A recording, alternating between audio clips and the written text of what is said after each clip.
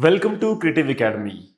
आज के इस लेक्चर में हम important international environment programmes and policies and conferences इसको कवर करने वाले हैं, जो कि 1972 से लेकर के 2026 तक जितनी भी एनवायरनमेंट पॉलिसीज हुई हैं या प्रोग्राम्स हुए हैं उन सबको हम सीक्वेंस वाइज कवर करेंगे।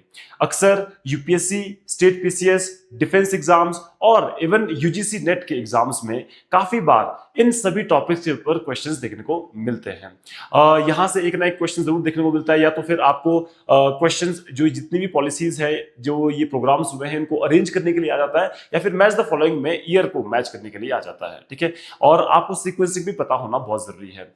और इस लेक्चर में हम इन पॉलिसीज को ट्राई करेंगे कि हम ट्रिक्स के थ्रू ऑन द स्पॉट ही याद कर लें, ताकि आपके लिए ये आसानी हो जाए। तो हम ट्रिक्स के थ्रू भी इसको कवर करने की कोशिश करेंगे।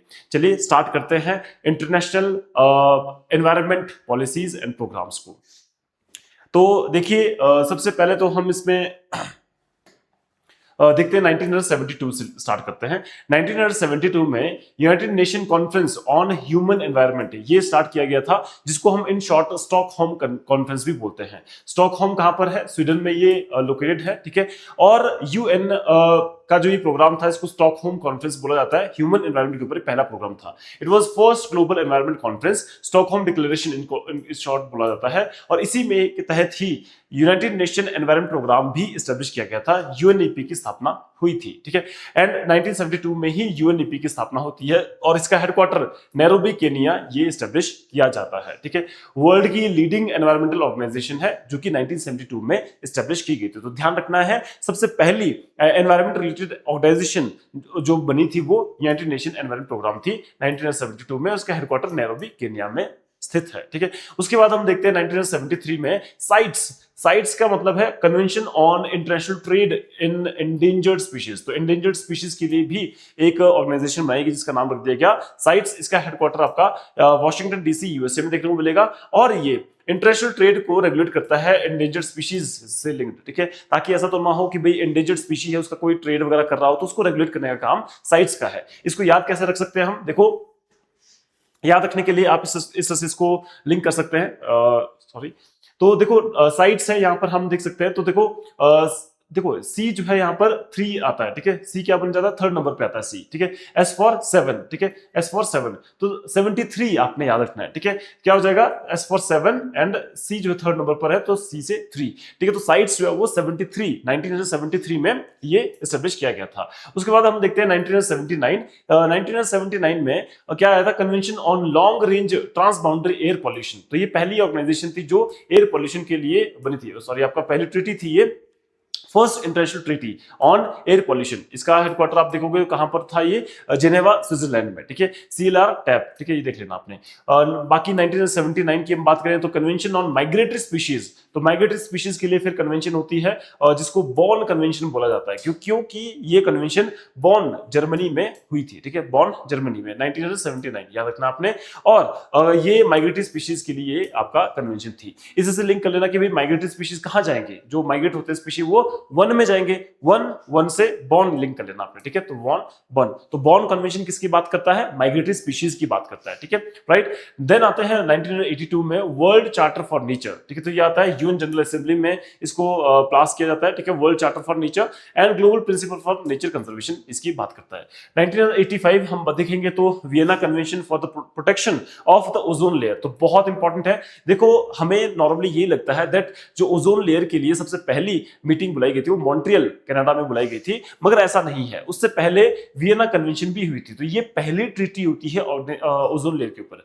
तो ये बहुत बच्चे गलती कर जाते हैं, जब Vienna convention on ozone layer आती है तो उनको लगता है कि 1987 के बाद ही हुई होगी, जबकि ये उससे पहले 1985 में हुई थी। ठीक है, so this was framework for ozone protection. इस चीज को आपको याद रखना है। वियना ऑस्ट्रिया में ये लोकेटेड है। देन आते हैं 1987 में, very very important, double star mark, Montreal protocol. अक्सर यहां से क्वेश्चंस आते हैं। मॉन्ट्रियल कनाडा में है, और ये प्रोटोकॉल हुआ था, देखो, phase out ozone depleting substances. जितने भी ऐसे सब्सटेंसेस जो जिससे ओजोन को खतरा है, उन सभी सब्सटेंसेस को खत्म करने के लिए मॉन्ट्रियल प्रोटोकॉल लाया गया था।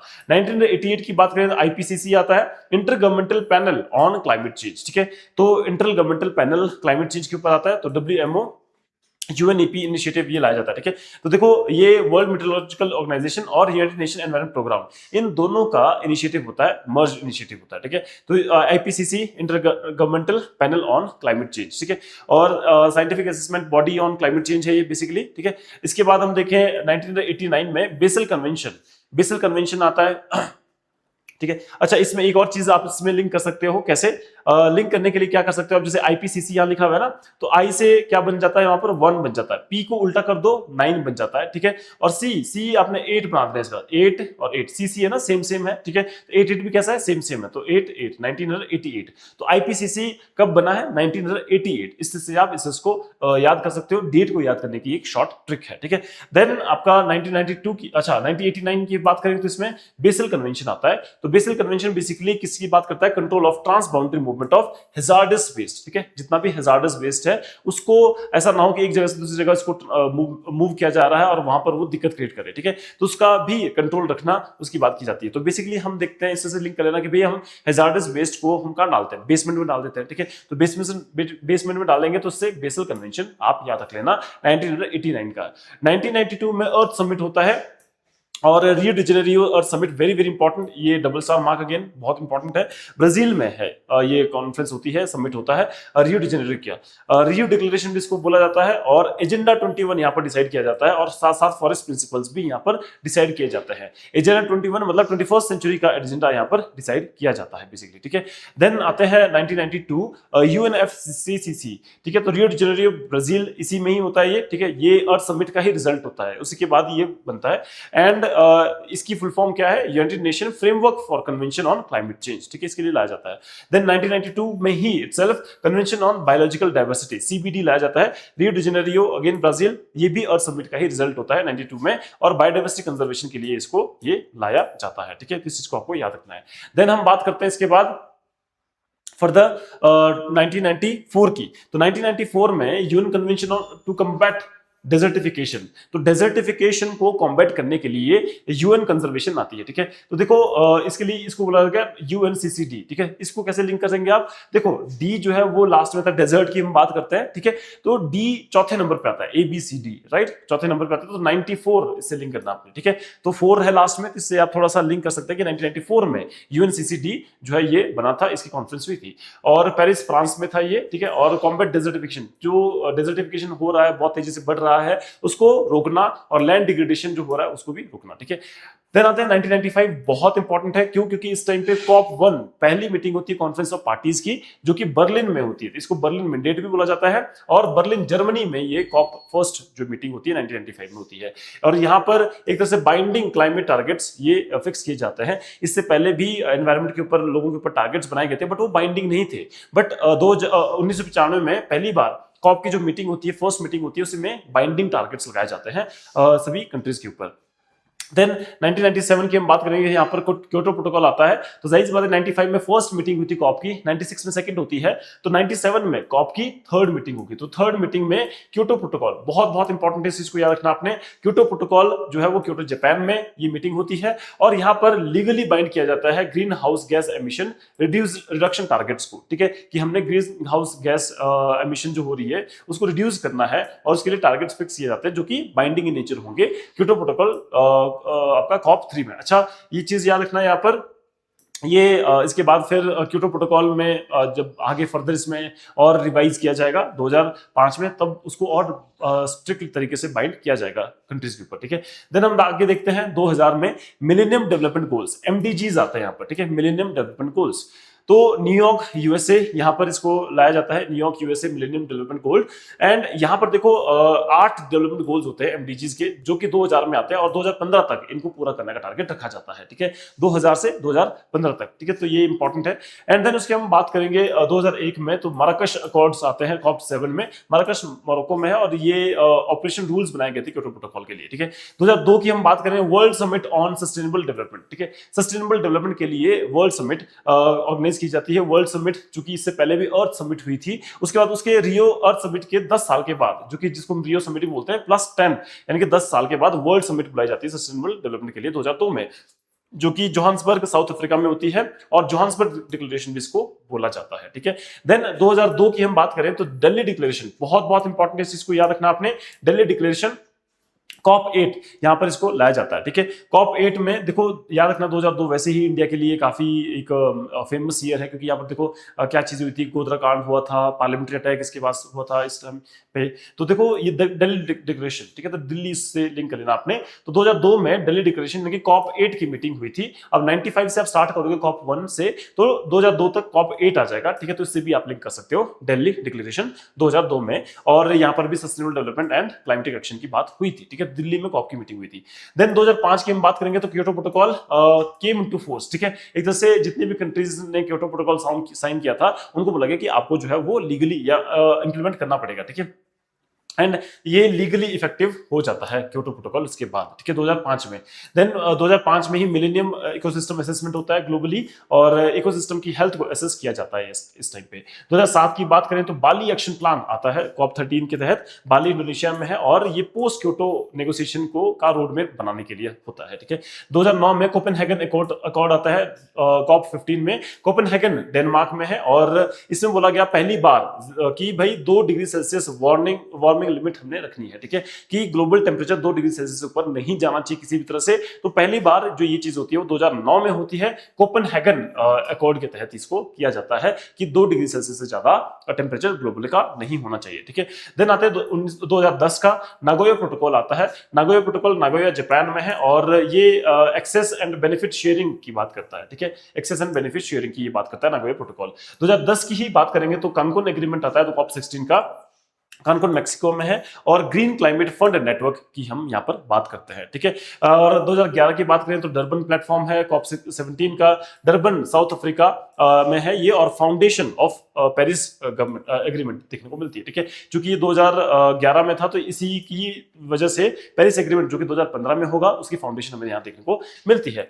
2012 की बात करें तो रियो +20 कॉन्फ्रेंस, ठीक है, तो रियो डी जेनेरियो और उसके का जो कॉन्फ्रेंस हुआ था अर्थ समिट 1992 में, उसके बाद 20 साल के बाद ये कॉन्फ्रेंस होती है अगेन दोबारा से रियो डी जेनेरियो ब्राजील में, और इसकी थीम रखी जाती है the future we want document लाया जाता है, एसडीजी को प्रपोज किया जाता है, सस्टेनेबल डेवलपमेंट गोल्स को यहाँ पर प्रपोज किया जाता है 2012 में। तो अगेन ये बहुत इंपॉर्टेंट है, इसको भी याद रखना आपने, रियो कॉन्फ्रेंस में सस्टेनेबल डेवलपमेंट गोल्स को प्रपोज किया जाता है, ठीक है, 2012 का कॉन्फ्रेंस। 2012 में ही दोहा अमेंडमेंट होता है, दोहा कतर में है, और सेकंड कमिटमेंट पीरियड यहां पर क्योटो प्रोटोकॉल का शुरू हो जाता है 2013 से 2020 तक। पहला कमिटमेंट पीरियड होता है 2008 से 2013 तक 12 तक, और उसके बाद फिर 2013 से 2020 तक का जो है 2012 में दोहा अमेंडमेंट होती है, जिसमें क्योटो प्रोटोकॉल का जो सेकंड आपका कमिटमेंट पीरियड है उसको स्टार्ट किया जाता है, ठीक है। देन आते हैं 2013 का मिनीमाता कन्वेंशन ऑन मर्क्यूरी। तो जाहिर सी बात है मिनीमाता जो है वो एक बीमारी है जो मर्क्यूरी की पॉल्यूशन की वजह से फैलती है, ठीक है। तो इस पॉल्यूशन को कंट्रोल करने के लिए ये मिनीमाता कन्वेंशन मर्क्यूरी का कहाँ बुलाया गया था, कुमामोटो जापान यहाँ पर हुआ था ये, ठीक है। तो ये पूछा जाता है, इंपॉर्टेंट है 2013 का। 2014 की बात करें तो Lima call for climate action COP 20 में ये होता है लीमा कॉल, जिसमें फ्रेमवर्क तैयार किया गया था पेरिस एग्रीमेंट के लिए। तो मतलब जो हम देखते हैं कि पेरिस एग्रीमेंट 2015 का बहुत फेमस है, उसका जो आधारशिला की थी वो कहां से थी, वो लीमा से, ठीक है। तो इस चीज को आपको याद रखना है, ठीक है। देन इसके बाद हम देखते हैं 2015 का पेरिस एग्रीमेंट। 2015 में पेरिस एग्रीमेंट होता है, कॉप 21 की मीटिंग होती है, इस चीज को याद रखना आपने, और ये पेरिस फ्रांस में होता है। ये एक्चुअली ग्लोबल वार्मिंग को हमने लिमिट करना था बिलो 2 डिग्री सेल्सियस, और अभी जो है इसको मतलब मेंटेन करना था 1.5 डिग्री सेल्सियस तक, ठीक है। तो ये इसका टारगेट था पेरिस एग्रीमेंट का। 2015 में ही सस्टेनेबल डेवलपमेंट गोल्स एसडीजीज आते हैं, और न्यूयॉर्क यूएसए में इसको प्रूव किया जाता है, जिसमें आपका 17 गोल्स होते हैं, 169 टारगेट्स होते हैं, और इसका टारगेट होता है 2030 तक कंप्लीट करने सारे गोल्स, 2015 से 2030 तक ये सारे गोल्स कंप्लीट करना, ठीक है।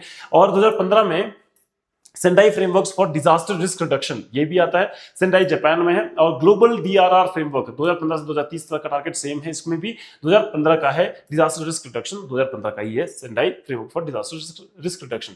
2016 की हम बात करेंगे तो किगाली अमेंडमेंट आता है, बहुत बहुत इंपॉर्टेंट है किगाली अमेंडमेंट 2016 का, किगाली रवांडा में है, और आपका इसका मेन मतलब क्या था, हाइड्रोफ्लोरोकार्बन्स HFCs को मॉन्ट्रियल प्रोटोकॉल के तहत उस गैसेस में ऐड करना। एक्चुअली मॉन्ट्रियल प्रोटोकॉल 1987 में आया था, तो उसमें जो गैसेस इंडल्स थी या जो मेंशन थी वो थी आपकी HCFC थी मेंशन, CFC मेंशन थी, राइट, लेकिन उसमें HFC मेंशन नहीं थी, ठीक है, HFC हाइड्रोफ्लोरोकार्बन उसमें मेंशन नहीं थी, तो उसको उसमें ऐड किया गया। एक तरह से ये किगाली अमेंडमेंट की गई, ठीक है, किसके अंदर अमेंडमेंट की गई, मॉन्ट्रियल प्रोटोकॉल के अंदर अमेंडमेंट की गई, ओजोन लेयर को डिप्लीशन करने वाले सब्सटेंस में से HFC भी था इसीलिए, राइट। देन आते हैं उसके बाद न्यू अर्बन एजेंडा हैबिटेट 3, तो ये क्योटो इक्वाडोर में सस्टेनेबल अर्बन डेवलपमेंट की बात करता है। देन तालानोवा डायलॉग होता है, ये बॉन जर्मनी में होता है, इसमें अगेन क्लाइमेट डायलॉग प्रोसेस होता है इसमें। फिर कोटोवाइस रूल बुक आती है, ये पोलैंड में कोटोवाइस, और operational guidelines for Paris agreement होता है, ठीक है। यूएन क्लाइमेट एक्शन समिट, ये न्यूयॉर्क यूएसए में है, इंक्रीज क्लाइमेटिक एम्बिशन हमें देखने को मिलता है। ग्लासगो क्लाइमेट पैक्ट 2026 आपका COP26 में आता है, ग्लासगो क्लाइमेट पैक्ट, जिसमें ग्लासगो यूके में है, और कोल फेज डाउन करना था, ठीक है, देखो, और स्ट्रॉन्गर एनडीसीज यहाँ पर रखना था कि हर एक देश जो है अपने लिए खुद से टारगेट्स बनाएगा, ठीक है, जितनी भी चीजें हैं वो अपने हिसाब से। जैसे इंडिया में सस्टेनेबल डेवलपमेंट गोल्स के टारगेट को पूरा करने के लिए नीति आयोग ने अपने खुद के टारगेट्स बना रखे हैं, ठीक है, तो वैसे करके तो ये नेशनली डिटरमाइंड कंट्रोल्स होंगे, ठीक है, इस चीज के लिए बोला गया एनडीसीज को, राइट। देन आता है conveying Montreal global biodiversity framework CBD COP15 में, तो ये आपका देखो मॉन्ट्रियल कनाडा है, और 30 to 30 बायोडाइवर्सिटी टारगेट इसमें रखा गया था, ठीक है। Loss and damage fund COP27 का शर्म अल शेख इजिप्ट में होता है, हिस्टोरिक क्लाइमेट कंपोजिशन और मैकेनिज्म देखने को मिलता है। 2023 का हाई सीज ट्रीटी होती है, BBNJ ट्रीटी होती है, यूएन न्यूयॉर्क में, यूनाइटेड नेशन न्यूयॉर्क में, प्रोटेक्शन ऑफ BBNJ यानी कि बायोडाइवर्सिटी बियॉन्ड नेशनल जुरिस्डिक्शन, ठीक है, इसकी बात करता है, ठीक है। बाकी COP28 हम देखिए दुबई UAE में होता है, और 2023 में ये होता है, ठीक है, इस चीज को याद रखना आपने, ईयर को इंपॉर्टेंट है। और first global stock take transition away from fossil fuels देखने को मिलता है, ठीक है। बाकी 2024 का जो COP29 होता है वो बाकू अजरबैजान में होता है, और मेजर फोकस इसमें किया जाता है क्लाइमेट फाइनेंस एंड इम्प्लीमेंटेशन के ऊपर। और 2025 का हांगकांग इंटरनेशनल कन्वेंशन होता है, वो केम इनटू फोर्स, ग्लोबली होता है ये, और बाकी एनवायरमेंटली साउंड शिप रिसाइकलिंग की जाती है, ठीक है, तो जितने भी एनवायरमेंटली साउंड शिप्स है उनकी रिसाइकलिंग की जाएगी इसके तहत, राइट। देन आते हैं इसके बाद फिर COP30 2025 में होता है, इसकी मीटिंग बेलेम ब्राजील में होती है, बहुत इंपॉर्टेंट इस चीज को याद रखना, COP30 की मीटिंग बेलेम ब्राजील में होती है। इसमें फोकस किया जाता है फॉरेस्ट के ऊपर, अमेजॉन कंजर्वेशन के ऊपर, और एडेप्टेशन एंड क्लाइमेट फाइनेंस के ऊपर की जाती है, ठीक है। तो COP30 की मीटिंग कहां होती है 2025 की, बेलेम ब्राजील में।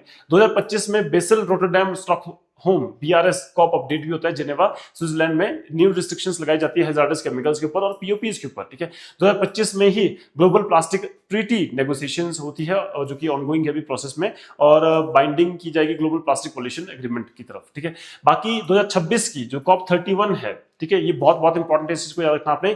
2026 की जो COP31 है वो कहाँ हो रही है, तो ये आपको ध्यान रखना है, ऑस्ट्रेलिया में हो चुकी है, अच्छा ऑस्ट्रेलिया में होनी थी ये बेसिकली, बट अब इसको ना चेंज कर दिया गया था, और ये अब किस कहाँ हुई है, तुर्की में, ठीक है, तुर्की, याद रखना आपने, पहले ये ऑस्ट्रेलिया में होनी थी, बट बाद में वेन्यू चेंज होता है और ये तुर्की में होती है, तो ध्यान रखना आपने। COP31 कहां पर होती है, तुर्की में, ठीक है। ऑस्ट्रेलिया में होनी थी पहले, बट बाद में ये चेंज कर दिया जाता है, वेन्यू कहां होता है, तुर्की में, तो ध्यान रखना आपने। तो ये बहुत इंपॉर्टेंट है, 2026 की COP31 तुर्की।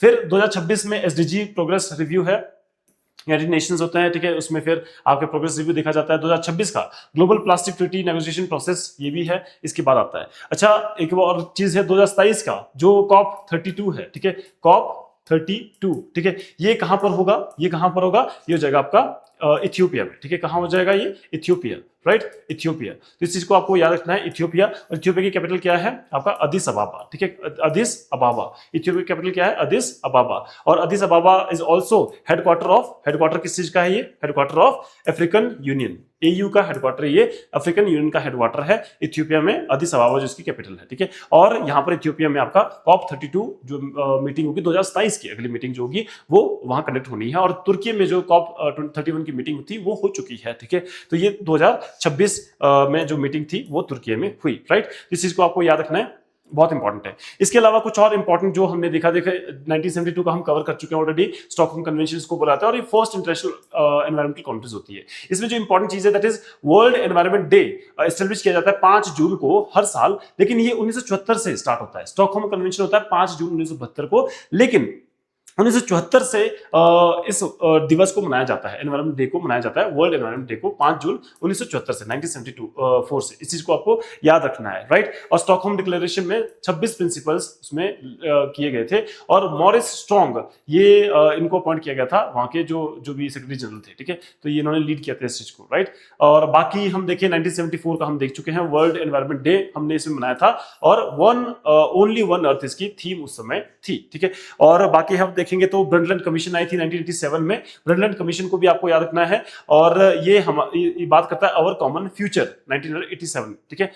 एक रिपोर्ट आई थी अवर कॉमन फ्यूचर के नाम से, और 1987 में, और उसी के अंदर ही सस्टेनेबल डेवलपमेंट की डेफिनेशन भी दी गई थी, that development that meets the need of the present without compromising future generation, कि आज की जनरेशन की नीड्स को पूरा करते हुए हमें यूटिलाइज करनी चीजों को, और फ्यूचर की जनरेशन का भी ध्यान रखना है, ठीक है, साथ साथ, ताकि उनकी जो फ्यूचर की जनरेशन की जो नीड्स है वो कॉम्प्रोमाइज ना हो, ठीक है। तो इसी के तहत ही, ब्रंडलैंड रिपोर्ट के तहत ही जो रियो समिट है, जिसको हम अर्थ समिट बोलते हैं 1992 का, वो बनता है, ठीक है। तो ये रिपोर्ट आई थी, इसी के दम पर ही रियो समिट कंडक्ट की जाती है 1992 में, जिसको हम अर्थ समिट बोलते हैं, रियो डी जेनेरियो ब्राजील में, ठीक है। तो इस चीज का याद रखना आपने।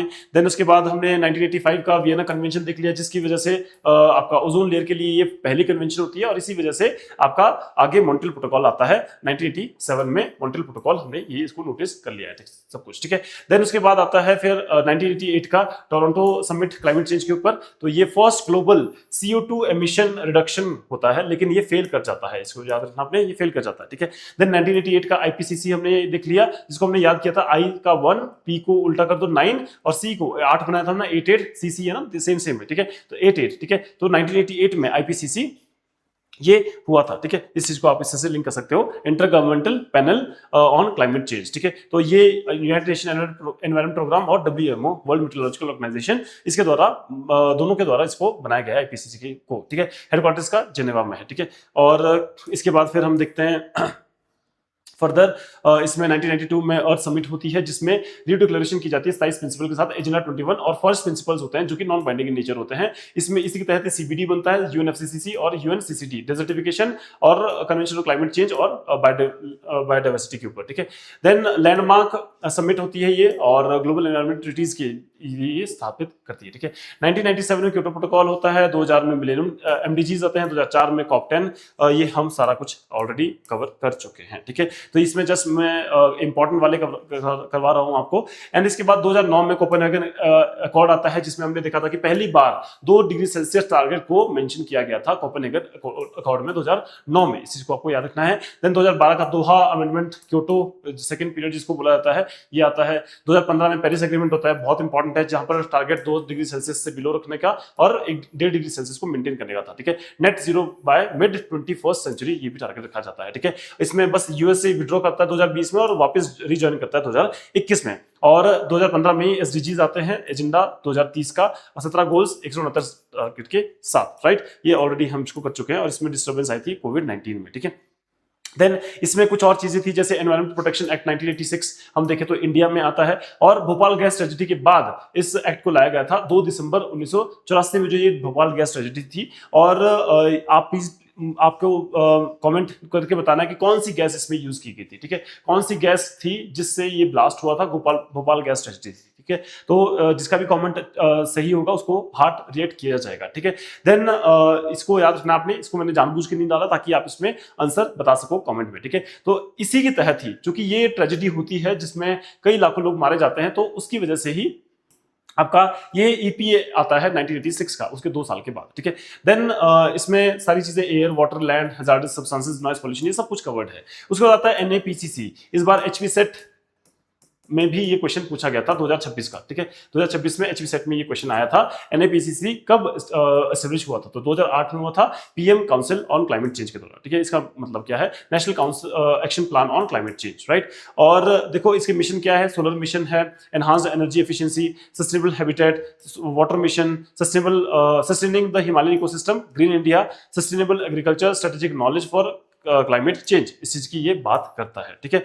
देन उसके बाद हम बात करते हैं फर्दर मॉन्ट्रियल प्रोटोकॉल की, जो कि ऑलरेडी हम इसको डिस्कस कर चुके हैं 1987 में। और इसके बाद इसमें गैसेस का याद रखना आपने, जो ओजोन डिप्लेटिंग सब्सटेंसेस है, जिसमें CFCs, HCFCs, halons, methyl bromide, ये सभी इंपॉर्टेंट गैसेज है जिससे ओजोन डिप्रेशन होता है, ठीक है। और इसके ऊपर अमेंडमेंट हुई थी जिसको बोला गया किगाली अमेंडमेंट 2016 में हुई थी, जिसमें HFCs को भी ऐड किया गया था ग्रीन हाउस गैस के तौर पे, ठीक है। देन आते हैं आपका रियो समिट 1992 में होती है, जो कि रियो एजेंडा 21 इसमें होता है, रियो डी जेनेरो ब्राजील में होती है ये। और इसके अंतर्गत 3 ऑर्गेनाइजेशन डेवलप होती है, UNFCCC क्लाइमेट चेंज के ऊपर, और उसके बाद CBD बायोडाइवर्सिटी के ऊपर, और UNCCD डेजर्टिफिकेशन के को कॉम्बैट करने के लिए, ठीक है। और convention of biological diversity CBD इसके ये बनता है, उसमें लीगली बाइंडिंग होता है सब कुछ, ये हम ऑलरेडी डिस्कस कर चुके हैं। इसमें एक और चीज आपको याद रखनी है, कार्टागेना प्रोटोकॉल। कार्टागेना प्रोटोकॉल ये फोकस करता है बायोसेफ्टी के ऊपर और एड्रेस करता है safe handling and transport and use of living modified organisms, LMOs, बहुत इंपॉर्टेंट है। बहुत सारे ऐसे ऑर्गेनिजम्स होते हैं जिनको मॉडिफाई किया जाता है, ठीक है। तो उनकी सेफ हैंडलिंग, उनकी सेफ ट्रांसपोर्ट, सेफ यूज, उसकी बात करता है कार्टागेना प्रोटोकॉल, तो बहुत इंपॉर्टेंट है। LMOs की बात करता है, लिविंग मॉडिफाइड ऑर्गेनिजम्स की, कार्टागेना प्रोटोकॉल बहुत इंपॉर्टेंट है। देन आता है नागोया प्रोटोकॉल। नागोया प्रोटोकॉल जो है ये डील करता है जेनेटिक रिसोर्सेज के साथ, जो भी आपका देखो जेनेटिकली भी बहुत सी चीजों को चेंज किया जाता है, बहुत सी चीजों को बनाया जाता है, ठीक है, मिक्स करके या मर्ज करके, तो उन सब की इक्विटेबल शेयरिंग हो, बेनिफिट्स मिले सभी को, तो उस चीज की ये बात करता है, और इंश्योर करे फेयर एंड इक्विटेबल सर्विसेज की बात ये करता है बेसिकली, ठीक है। तो इस चीज का आपको याद रखना है। देन इसके बाद हम बात करें क्योटो प्रोटोकॉल की, ऑलरेडी हमने ये डिस्कस कर लिया, 1997 में आया था और केम इनटू फोर्स इन 2005, जो को हमने देखा था कि लीगली बाइंड कर दिया गया था। और इसके कमिटमेंट पीरियड 2008 से 2012 तक फर्स्ट कमिटमेंट पीरियड था, ठीक है। और 2013 से 2020 तक जब दोहा अमेंडमेंट होता है उसके तहत इसका सेकंड कमिटमेंट पीरियड कर दिया जाता है। दोहा अमेंडमेंट 2012 में हुआ था, ठीक है। इस चीज को आपको याद रखना है। और बाकी जाहिर सी बात है, मेजर एमिटर्स जैसे कि यूएसए है वो इसमें पार्टिसिपेट नहीं करते हैं, ठीक है। और क्योटो बास्केट जिसमें 6 ग्रीन हाउस गैसेज को मर्ज इंडल्ज किया जाता है, 6 ग्रीन हाउस गैसेज जिसमें carbon dioxide, methane, nitrous oxide, hydrofluorocarbons, perfluorocarbons PFCs, sulphur hydrofluoride SF6, इन सभी 6 गैसेस को क्या बोला जाता है, क्योटो बास्केट बोला जाता है, ठीक है। ये 6 की 6 ग्रीन हाउस गैसेस है जो कि क्योटो प्रोटोकॉल के अंतर्गत आती है, बहुत इंपॉर्टेंट है। तो आपको याद रखना है CO2, CH4, N2O, HFCs, PFC and SF6, इन सभी गैसेस को आपको याद रखना है, तो ये बहुत बहुत इंपॉर्टेंट है, राइट। देन इसके बाद पेरिस एग्रीमेंट आता है 2015 का, जो कि 2015 में आता है, और इसने क्योटो प्रोटोकॉल को रिप्लेस कर दिया था कंप्लीटली। और एक तरह से इसके बाद ऑर्गेनाइजेशन जो आई थी वो आपका पेरिस एग्रीमेंट के हिसाब से ही चलता है सब कुछ, ठीक है। और गोल इसका क्या था कि ग्लोबल वार्मिंग को हमने 2 डिग्री सेल्सियस से कम रखना है और मेंटेन करना है 1.5 डिग्री सेल्सियस पे, ठीक है। और नेशनली डिटरमाइंड कॉन्ट्रीब्यूशन हमने देखना है कि हर देश अपने हिसाब से कॉन्ट्रीब्यूट करता जाएगा, अपने लॉज अपने अपने बनाता जाएगा, ठीक है। वॉलंटरी नेशनल टारगेट्स अपने अपने होंगे सबके, ठीक है। और इसमें एक और चीज याद रखनी है आपने, ग्लोबल स्टॉक टेक GST, ठीक है। ये हर 5 साल के बाद होता है, स्टॉक टेक चेक किया जाता है इसमें। और पहली GST जो हुई थी वो 2023 में हुई थी, COP28 में, ठीक है। एंड ये असेस करता है collective progress towards achieving the agreements long term goals, जो पेरिस एग्रीमेंट के तहत जो लॉन्ग टर्म गोल थे क्या वो अचीव हो रहे हैं नहीं हो रहे हैं, तो वो उसका डाटा चेक किया जाता है बार बार में, ठीक है। हर 5 साल बाद ये चेक किया जाएगा GST के तहत, यानी कि ग्लोबल स्टॉक टेक के तहत, ठीक है। तो नेक्स्ट GST कब कंडक्ट होगी, 2028 में इसको कंडक्ट किया जाएगा, ये आपको याद रखना है, राइट। तो बहुत इंपॉर्टेंट इस चीज को भी याद रखना है आपने। देन इसके बाद इंटरनेशनल सोलर अलायंस है जो कि 2015 में आई थी, इंडिया फ्रांस का ये कोलैबोरेटिव एफर्ट है। COP21 पेरिस एग्रीमेंट के टाइम पे ही इसको लाया गया था, ठीक है। ये सोलर एनर्जी को प्रमोट करता है सन रिच कंट्रीज में, जो कि ट्रॉपिक ऑफ कैंसर और कैप्रिकॉर्न के बीच में लोकेटेड है, ठीक है। और इसका मेन काम है फाइनेंशियल सपोर्ट देना, कोऑपरेशन करना उन मेंबर कंट्रीज के लिए जो इसके पार्टिसिपेटरी है, ठीक है। और रिड्यूस करना सोलर टेक्नोलॉजी कॉस्ट को, और प्रमोट करना solar applications agriculture, water and बाकी सेक्टर्स में, ठीक है। तो इस चीज का इसका मेन काम है। और इसमें आप देखोगे इन डिटेल जब हम देखेंगे और डेप्थ में, तो इंटरनेशनल सोलर अलायंस जो है वो उसमें आज की डेट में 123 कंट्रीज हो चुकी है, ठीक है। 120 प्लस कंट्रीज का इसके पार्टिसिपेटरी है, ठीक है। और रिन्यूएबल एनर्जी है, ये हेडक्वार्टर इसका गुरुग्राम हरियाणा में है। और बेसिकली ये क्या करते हैं, इसके जो सेल्स है सोलर एनर्जी के, वो कन्वर्ट करती है सोलर रेडिएशन को एनर्जी में, ठीक है। और 2015 में आया था पेरिस समिट के तहत। इसकी थीम है 1 सन 1 वर्ल्ड 1 ग्रिड, इस चीज को याद रखना है। But it came into force in 2017 2015 में ये आया था, लेकिन 2017 से ये इंप्लीमेंट होता है, इस चीज को याद रखना आपने, ये इंपॉर्टेंट है। और largest solar energy generating countries कौन कौन सी है, चाइना सबसे नंबर 1 पर है, ये 1048.5 गीगावाट एनर्जी प्रोड्यूस करता है। यूएसए सेकंड नंबर पर 224.1 गीगावाट एनर्जी प्रोड्यूस करता है। थर्ड नंबर पर इंडिया है, 124.6 गीगावाट एनर्जी प्रोड्यूस करता है। फोर्थ नंबर पर जर्मनी 99.8 एंड जापान 96 36.9 गीगावाट करता है। ठीक है, इसके फाउंडर्स हमने पढ़ ली है, इंडिया एंड फ्रांस है। लार्जेस्ट पर कैपिटल सोलर कैपेसिटी की बात करें, पर व्यक्ति कितना सोलर कैपेसिटी प्रोड्यूस होती है, तो ऑस्ट्रेलिया उसमें टॉप पे है, 1866 किलोवाट आवर पर कैपिटा है। यूएई है फिर आपका 1374 केडब्ल्यूएच, एंड उसके बाद Spain, Greece and then Netherlands आता है। ठीक है, और इंडिया का क्लीन एनर्जी टारगेट है 50% इलेक्ट्रिसिटी हम जनरेट करेंगे by 2030 with clean fuel energy के साथ। ठीक है, और ऑब्जेक्टिव क्या है इसका, to mobilise $1 trillion of investment हमने मोबिलाइज करना है by 2030 for solar energy solutions, ताकि सोलर एनर्जी का सॉल्यूशन लाया जाए। $1 ट्रिलियन पैसा जो है तब तक इकट्ठा किया जाएगा या इन्वेस्टमेंट की जाएगी इसके ऊपर। ठीक है, तो ये चीज इंपॉर्टेंट है, इसका हेडक्वार्टर हम ऑलरेडी पढ़ चुके हैं। और विजन की बात करें तो इसके ऊपर भी पहले क्वेश्चंस बन चुके हैं, पीवाईक्यूज हो चुके हैं कि सोलर एनर्जी आईएसए का विजन क्या है। विजन क्या है, let us together make the sun brighter, ये विजन है इसका। थीम हमने देखी थी क्या, one sun one world one grid. ठीक है, और मिशन की जब हम बात करें तो मिशन क्या है, every home no matter far away how far away will have a light at home, कि कोई भी घर चाहे जितना मर्जी दूर हो, हर घर पे लाइट होगी। ठीक है, तो इसकी बात करता है ये। ठीक है, ये मिशन है। और विजन है कि हम सन ब्राइटर बनाएंगे मिल करके। ठीक है, मतलब सन का हर एक जो फोटोन है, जो लाइट है, उसका यूटिलाइज करेंगे हम बहुत अच्छे से। ठीक है, तो ये चीज यहाँ पर हम आईएसए के बारे में पढ़ रहे थे। तो ये सब कुछ हमने आज के इस लेक्चर में पढ़ा, जिसमें हमने इंटरनेशनल इंपॉर्टेंट एनवायरमेंटल ट्रीटीज हमने पढ़ी, नेशनल की भी कुछ हमने देखी यहाँ पर, जिससे आपको मेजर फोकस आज के इस वीडियो में आपका इंटरनेशनल ट्रीटीज के ऊपर था, क्योंकि अक्सर यहाँ से क्वेश्चंस देखने को मिलते हैं और बच्चे कंफ्यूज हो जाते हैं कि भाई सीक्वेंस वाइज हमें कभी मिलता नहीं है ढंग से, कुछ कुछ ऐसे आते हैं कि भाई कभी पढ़े नहीं होते हैं। तो आज के इस लेक्चर में हमने सब कुछ कवर कर लिया है। अगर आपको ये लेक्चर ठीक लगता है तो प्लीज कॉमेंट डाउन करना, और फर्दर आप इस तरह की कोई और वीडियो चाहते हैं तो उसके लिए भी आप कमेंट कर सकते हैं, ताकि मैं उस टॉपिक के ऊपर वीडियो बना सकूं। तो फिलहाल आज के लिए इतना ही। That's all then, thank you so much.